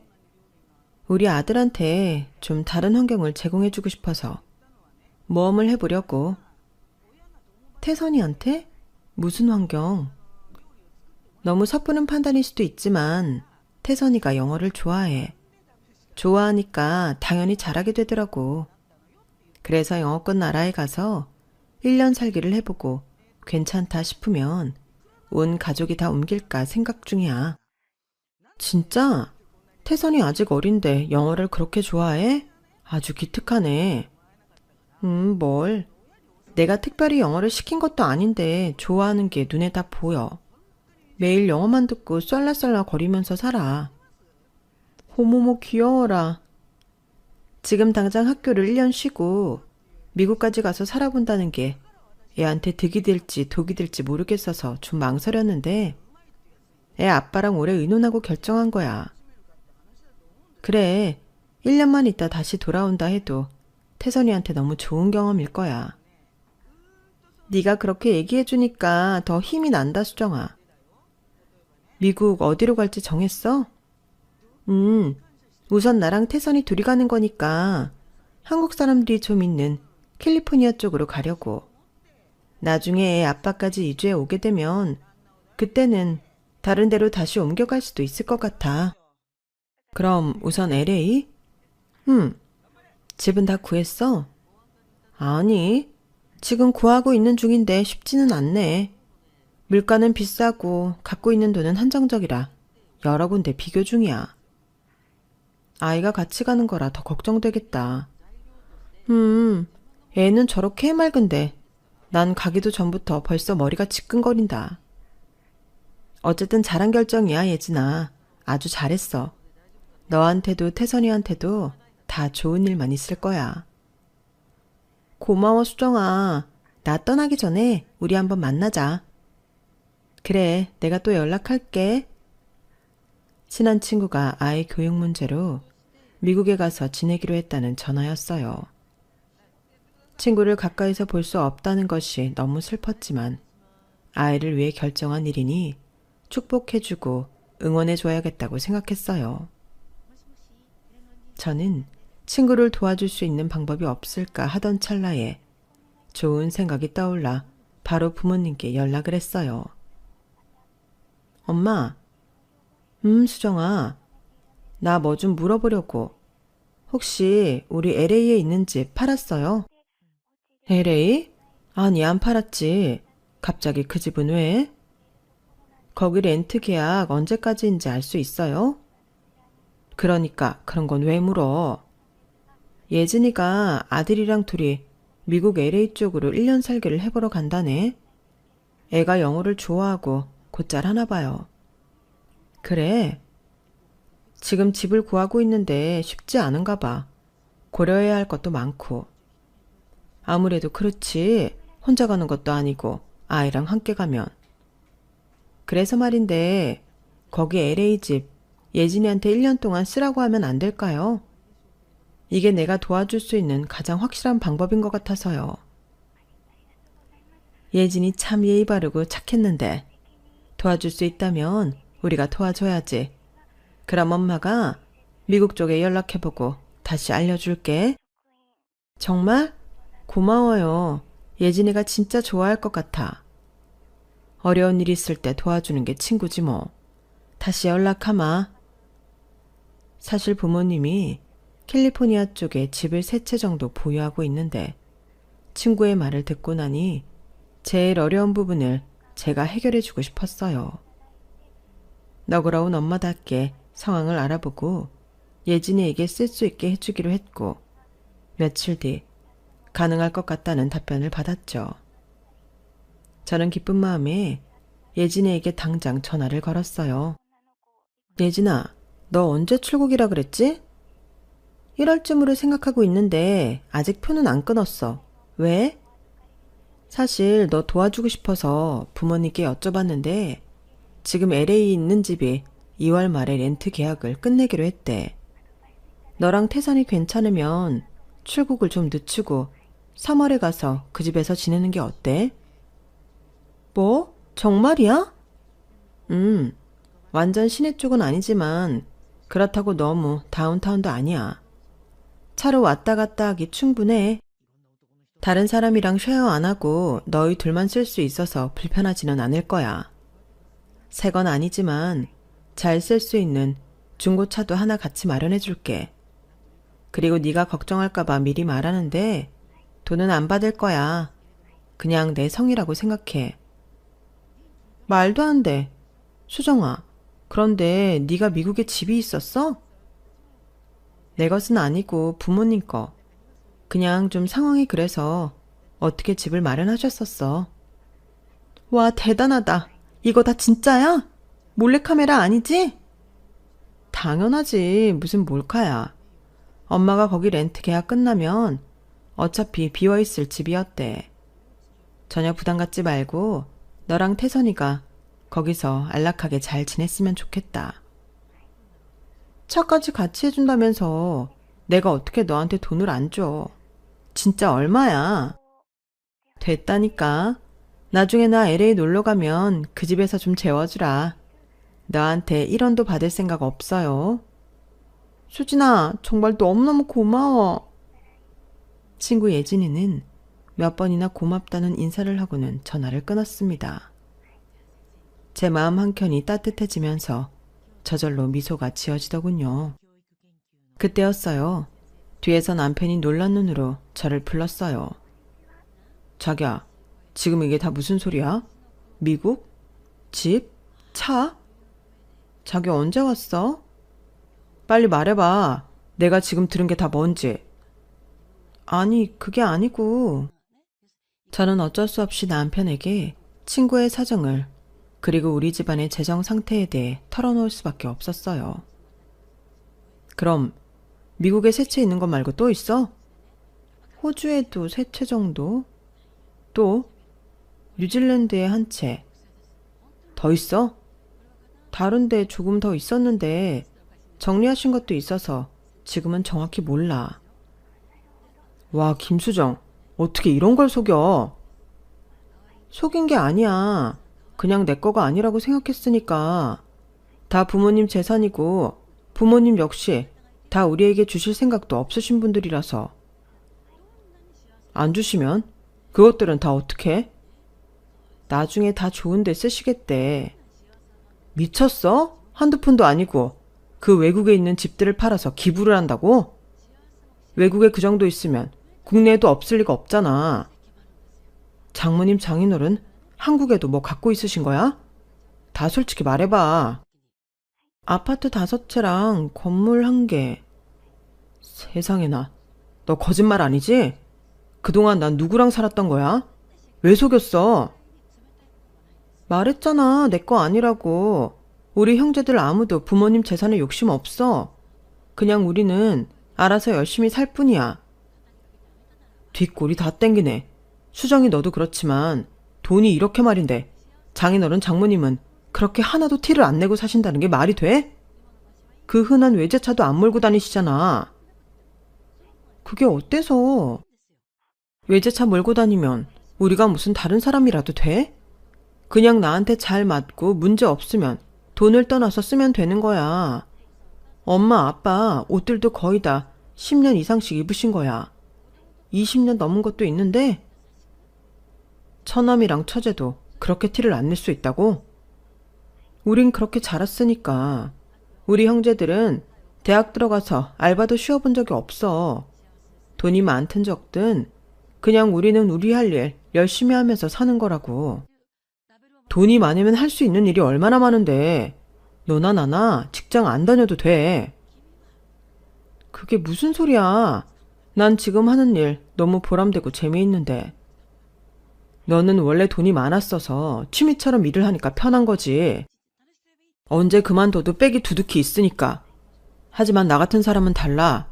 하늘이 두 쪽 나도 가기 싫은 회사 가야 되고 사람들 만나야 되고 밀릴까봐 경쟁에서도 이겨야 돼. 가슴에 손을 얹고 너 그렇게 생각 안 하니? 그럼 지훈 씨, 그동안 나한테 보여줬던 자부심 갖고 일하던 성실한 모습은 다 뭐였어? 거짓이었어? 돈이 없으니까 자부심이라도 가져야 정을 붙이고 회사를 다니지. 성실? 책임감? 그것도 다 돈 때문이야. 이제야 다 이해가 되네. 수정이 네가 그동안 연구 일을 왜 그렇게 좋아서 미친 듯이 했는지를. 여유로웠던 거지. 돈에 쪼들리지 않고 연구만 해도 풍요로웠던 거고. 처남이나 처제도 다 똑같네, 이제 보니까. 아니야.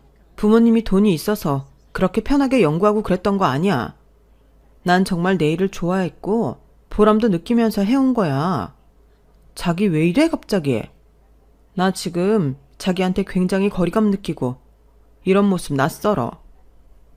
야, 그건 내가 해야 할 말인 것 같은데 지나가는 사람을 다 잡고 물어봐라. 지금 이 상황에서 누가 더 황당할지.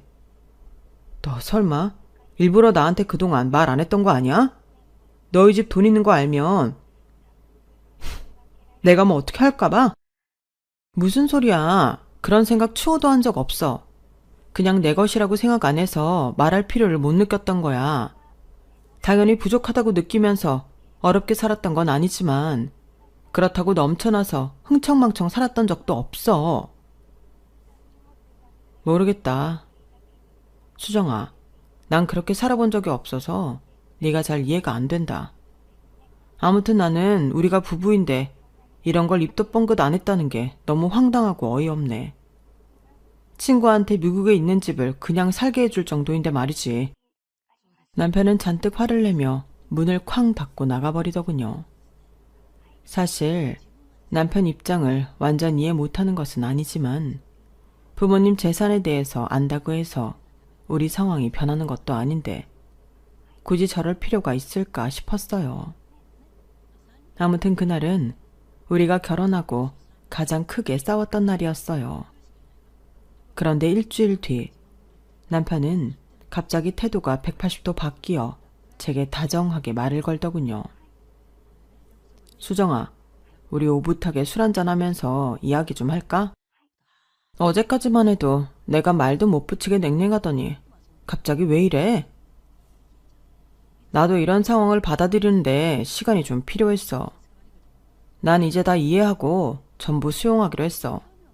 그러니까 우리 좀 깊은 대화를 나눠보자. 응? 받아들이다니? 뭘 수용해? 내가 곰곰이 생각해보니까 우리 장인어른 장모님이 가난한 것보다 돈이 많은 게 훨씬 더 좋은 거더라고. 그날은 내가 너무 놀라서 너한테 좀 큰 소리를 쳤던 거야. 미안해. 우리는 변하는 거 없어. 그냥 전처럼 똑같이 자기 할 일 열심히 하면서 우리 미래를 만들어가면 되는 거야. 그럼 그건 변함없지. 그런데 말이야, 우리가 조금 더 좋은 환경에 놓인다면 더 열심히 잘 살 수 있을 것 같단 말이지. 무슨 말이야?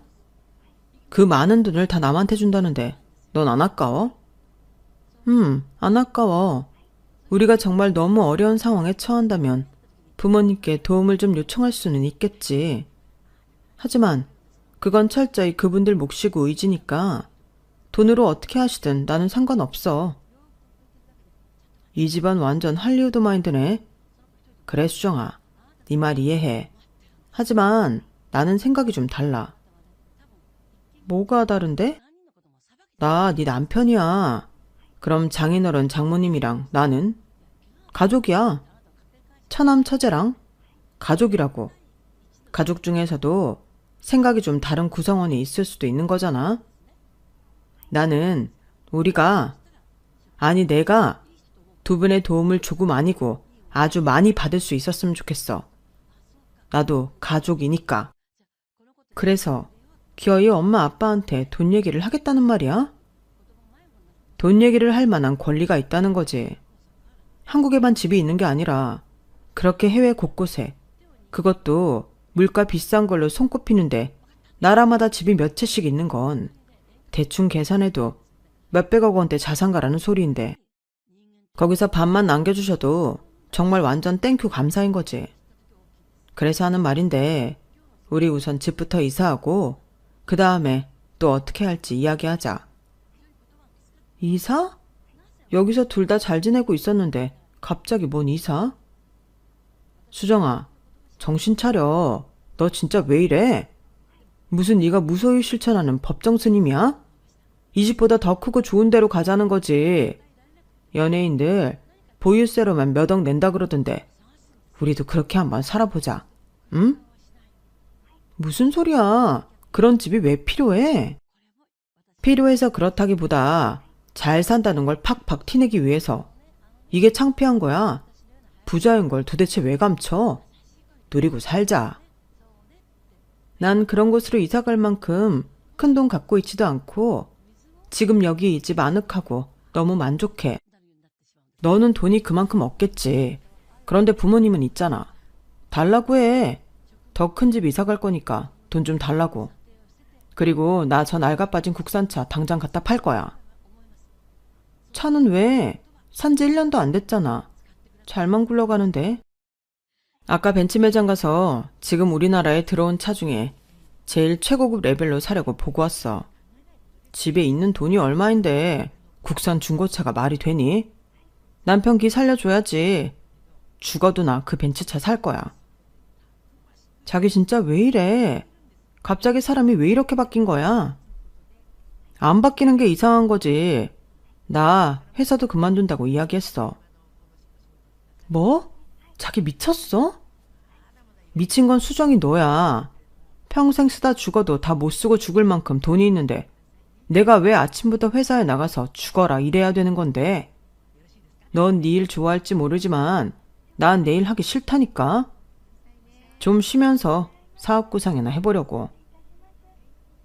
지금 저와 대화하는 사람이 내가 아는 남편 같지 않아서 너무 슬펐어요. 갑자기 변해버린 그 사람이 낯설고 멀게만 느껴졌어요. 하지만 제 대답이 무엇이든 남편은 계속 집과 자동차 전단지만 들춰보면서 웃고 있더군요. 방으로 들어온 저는 어떻게 해야 할지 모르겠더군요. 부모님께 말을 해야 하는지, 저 혼자 어떻게든 해결해야 하는지. 며칠 동안 난 몰래 가슴앓이만 하고 있다가 엄마의 전화를 받게 되었어요. 수정아, 통화 괜찮니? 네, 말하세요, 엄마. 혹시 이서방이랑 무슨 일 있었니? 응? 그게 말이야. 이서방한테 전화가 와서 받았더니 대뜸 돈 이야기를 먼저 하더라. 돈 달라고? 여태껏 말 안 해주신 거 너무하다고. 자기는 이직 가족이 아니냐고 원망하더구나. 그래서 나쁜 뜻으로 이야기 안 한 건 아니라고 해도 계속 너무 서운하다면서 한숨을 쉬더라고. 내가 미안하다고 사과를 했더니 그럼 자기도 가족이니까 우선 큰 집으로 이사 갈 돈이랑 차 바꿀 거, 사업 자금을 좀 줄 수 있는 거 아니냐고 하더라. 결국엔 이서방이 일을 저질렀네. 이게 다 갑자기 무슨 일이니? 그 예진이한테 LA에 있는 집 살게 해준다는 걸 이서방이 들었어. 그래서 엄마 아빠 돈이 얼마나 많냐고 해서 사실대로 말했지. 하지만 그건 땡전 한 푼 내 것도 아니고 우리 남매들 모두 그렇게 생각한다고. 우리 중 누구도 부모님 재산을 욕심낸 적 없다고. 나중에 다 좋은 곳에 쓰실 거라고 했더니 펄쩍 뛰면서 난리더라고. 엄마한테 말한 것처럼 자기도 이직 가족인데 왜 자기만 모르게 했냐고 화나 있더니 며칠 있다가 딴소리를 하는 거야. 엄마 아빠한테 돈을 달라고 해야겠다고. 난 그 이서방이 본인 일 좋아하고 열심히 사는 사람인 줄 알았는데 돈 얘기를 듣더니 눈빛부터 달라지는 거야. 회사도 그만둔다고 벌써 얘기했대요. 사업하겠다고. 그랬구나. 이서방 입장에서는 우리가 다 짜고 자기를 속였다고 생각할 수도 있겠구나. 이서방한테 돈 주는 거야 문제는 아니지. 그런데 한 번 주면 앞으로 계속 달라고 할 것 같던데. 그게 문제야. 착하고 순박했던 사람이 갑자기 엄청난 욕심쟁이가 돼서 눈에 불을 켜고 좋은 거 비싼 거만 찾아다녀. 나도 어떻게 해야 될지 모르겠어요, 엄마. 우선 아빠랑 대화를 좀 해볼게. 엄마는 이서방이 해달라는 대로 해주고 싶어. 그런데 아빠는 또 어떻게 생각하는지 모르니까 이야기를 좀 해봐야겠지? 미안해요, 엄마. 갑자기 이런 일이 생겨서. 아니야. 잘 생각해보면 우리가 잘못한 거지. 이서방 입장에서는 그럴 수도 있을 것 같아. 당장 보물섬을 찾았는데 계속 고기잡이 배를 몰 생각이 들지 않겠지. 어쨌든 상황 알겠어. 다시 연락할게. 네, 엄마. 전화를 끊고 너무 속이 상했어요. 우리 집은 여태껏 돈 때문에 얼굴 붉힌 적이 없는데 이번에 뭔가 위태로워질 것 같은 느낌이 들었거든요. 그리고 남편이 그렇게 직접 엄마에게 돈을 당당하게 요구할 줄도 몰랐고요. 모든 면에서 혼란스럽기 짝이 없었어요. 남편은 정말 회사를 그만둔 건지 통 출근할 생각을 하지 않았어요. 제가 퇴근하고 돌아오면 집에 배달시켜 먹은 음식들과 비싼 위스키 병들이 질비하게 있었고 새 아파트, 신축 전원주택 등 전단지가 수북했어요. 이름만 들어도 다 아는 외제차 안내 책자가 종류별로 깔려있고 문 앞에는 미처 다 풀지도 못한 명품 브랜드 배송 상자들이 가득 있었어요. 우리가 갑자기 재벌이 된 것처럼 구는 남편을 이해할 수 없었어요. 남편의 그런 행동들이 계속 지속되자 원치 않지만 이 사람과 헤어져야 하나 하는 고민까지 하게 되었어요. 자기 것이 아닌데도 탐하는 사람은 꼭 후사가 안 좋다는 것을 알고 있거든요. 사랑하지만 그런 상황까지 감당하기는 어려웠어요. 남편을 어떻게든 설득하려고 해도 남편은 오히려 더 반대로 행동했어요. 자기야, 진짜 이러지 마. 우리 그냥 예전처럼 살자. 우리 좋았잖아. 누리면서 살면 우린 더 좋아질 수 있어, 수정아. 너야말로 정신 좀 차려. 자기 진짜 왜 이래? 내가 본격적으로 사업 구상하기 전에 부모님한테 이야기해서 유럽 쪽 다 돌거나 크루즈 여행 좀 할까? 아니면 미국, 호주, 뉴질랜드 다 좋아. 거기 가서 집을 직접 보고 싶기도 하거든. 다 가려면 인당 넉넉히 1억 정도는 들 텐데 그런 건 부모님한테 껌값이잖아. 안 그래? 남편은 점점 일을 크게 만들더군요. 더 이상 그와 함께 있기 힘들 것 같아 저는 잠시 시간을 갖자고 했어요. 물론 남편은 필사적으로 반대했지만 제가 갑작스러운 스트레스로 공황 상태까지 오자 남편은 어쩔 수 없이 저를 보내주더군요. 혼자 생각할 시간이 너무 필요해 부모님 집에도 가지 않았어요. 그러다 아빠에게 전화를 받았어요. 수정아, 엄마한테 이야기는 다 들었다. 모두 모여서 대화하는 시간을 좀 갖는 게 좋겠구나. 내일 모레 엄마 생일에 다 같이 이야기를 좀 해보는 게 어떻겠니? 내일 모레? 엄마 생일? 아, 맞다. 엄마 생신이었지. 내 정신 좀 봐. 완전 새까맣게 까먹고 있었어요, 아빠. 사실 이번 엄마가 칠순을 맞은 특별한 생신이었는데 제 힘든 것만 생각하느라고 신경을 못 쓰고 있었어요. 제 머리를 콩콩 쥐어 박았죠.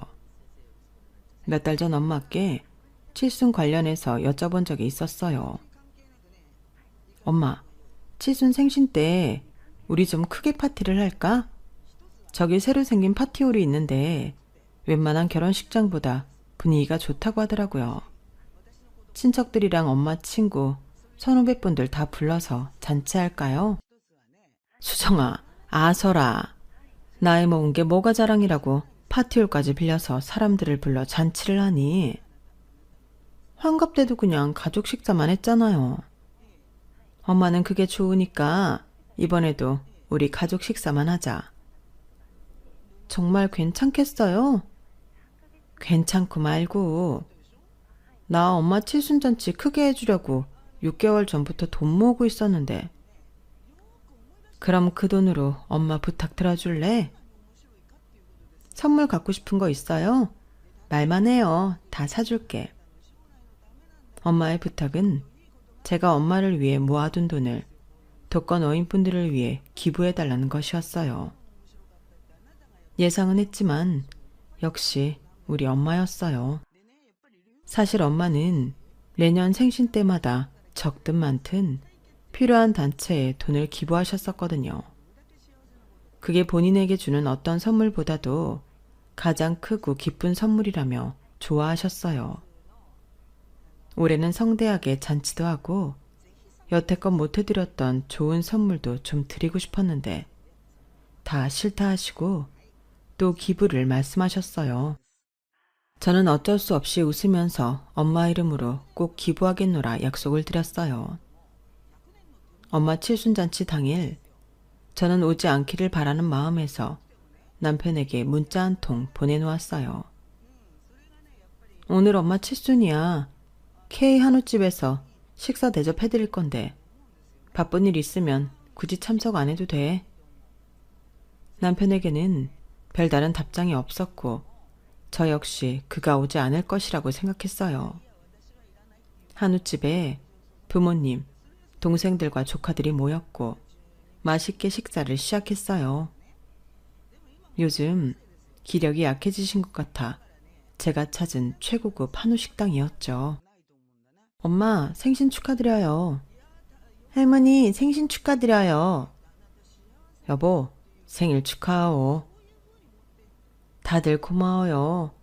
크고 성대한 파티보다 전 이렇게 가족들이 옹기종기 모여 맛있게 먹는 거 보는 게 제일 좋네요.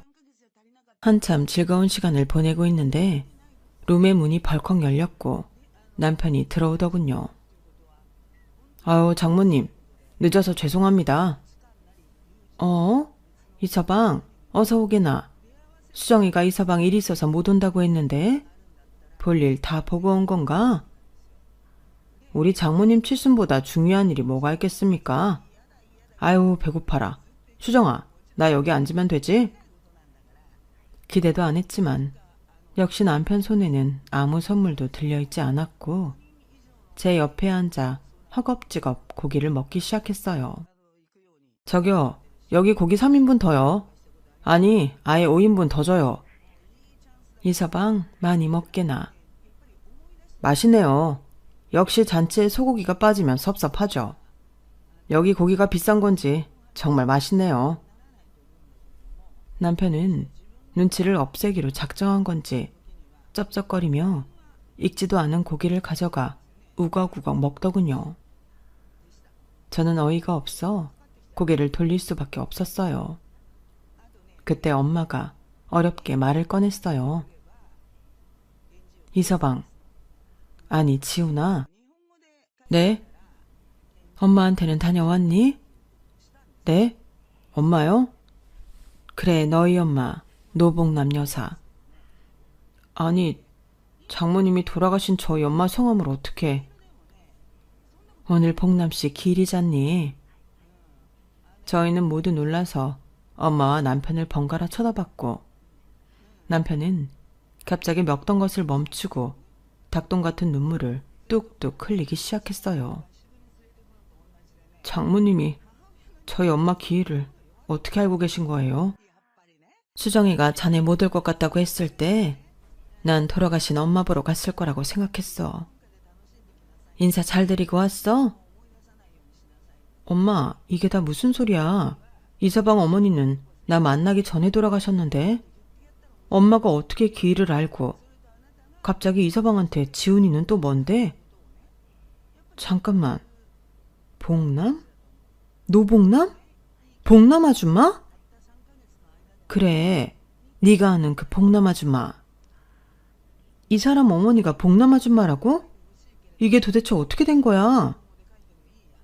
남편을 포함한 저희 형제들은 놀란 눈으로 엄마와 아빠를 쳐다봤고 정말 믿지 못할 이야기를 듣게 되었어요.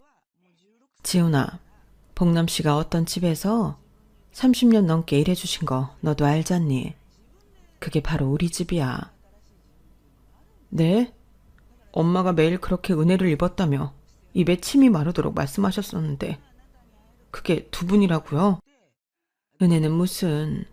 봉남 씨가 워낙 우리한테 잘 해줘서 그렇지. 우리가 이런 인연으로 또 만나게 되었구나.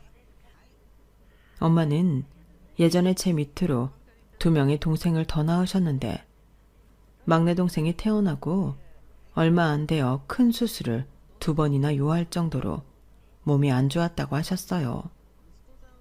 그래서 어쩔 수 없이 집에 가사 도우미분을 모시게 되었고, 그렇게 우리는 만났던 거예요. 가사 도우미로 오셨던 복남 아줌마는 정말 너무나 좋은 분이셨어요. 엄마가 병원에 있는 동안 저희가 외롭지 않게 눈 뜰 때부터 잘 때까지 옆에서 돌봐주셨고, 항상 따뜻하고 맛있는 밥과 간식도 빼놓지 않고 챙겨주셨어요.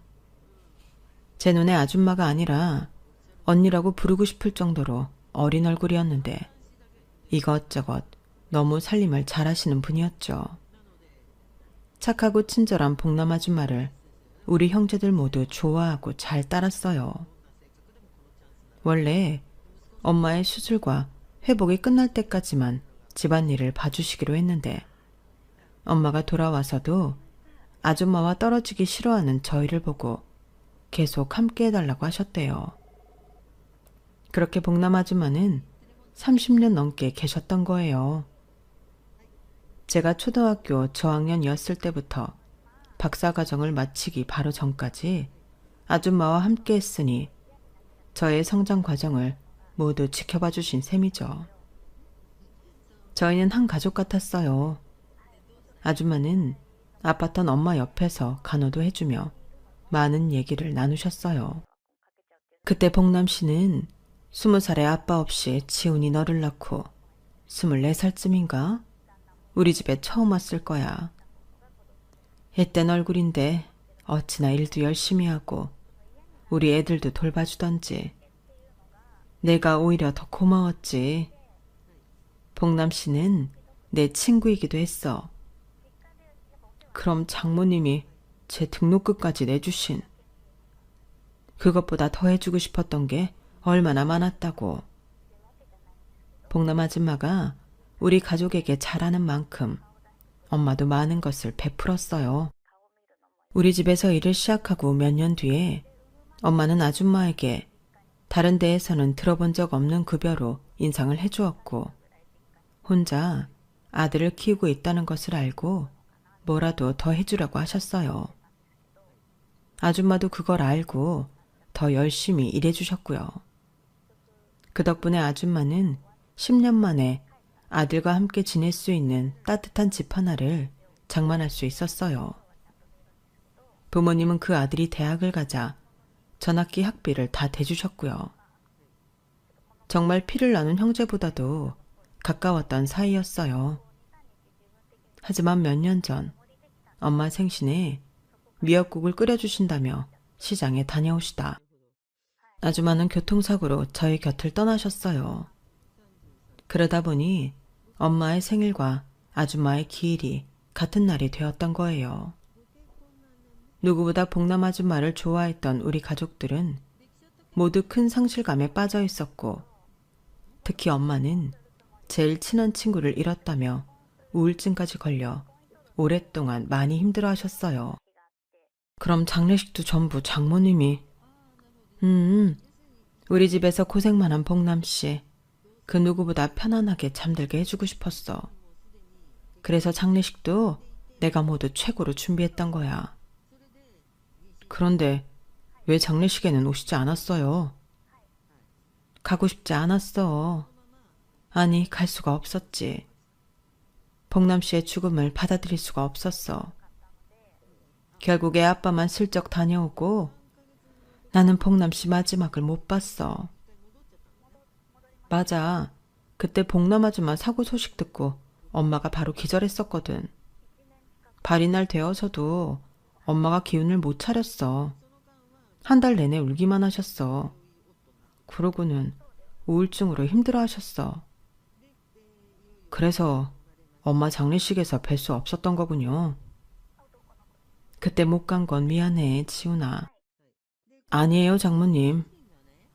우리 모두 복남 아줌마 생각에 목이 메어 훌쩍거렸어요.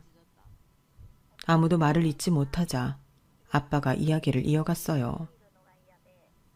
우리는 지훈이 너를 알고 있었단다. 그런데 너는 우리를 못 알아보더구나.